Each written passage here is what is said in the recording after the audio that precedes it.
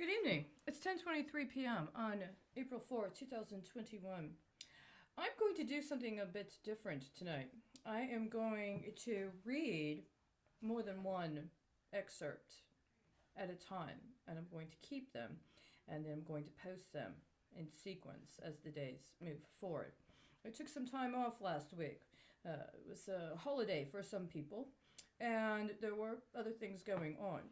It doesn't mean that I would not have fulfilled any overt commitments, but at the same time, sometimes, as I said at the beginning, there are time frames around which one has to adjust and has to reconsider, even insofar as there may even be a daily requirement. There are decisions people make about when and how they will address matters related to those daily requirements. Now, I also understand that right now there's somebody that wants to exercise an illegal lien, and they want to know the character of that which they would be seizing if they were to execute this illegal lien. Thing is that this book is available at the public library. A public library is something that is a bonded building, and there are currently bonds that are at work at that particular public library. If they had a problem with the facilities or with the functioning of activities associated with the bonding for the library, then they should be well disposed of a process by which to engage that legitimately without seeking to deprive a individual of their personal private property. Please be mindful, we are in Dallas, Texas. Presumably, the Constitution of Texas is in effect. So let me commence my reading. I'm going to start first with an excerpt on stock exchange incidents, about 6 lines up from the bottom on page 153. The organization of trusts has served in another way to increase the power of the money trust. Few of the independent concerns out of which the trust have been formed were listed on the New York Stock Exchange, and few of them had financial offices in New York.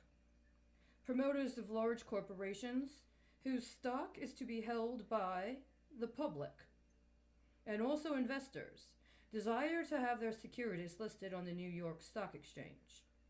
Under the rules of the exchange, no security can be so listed unless the corporation has a transfer agent and a registrar in New York City.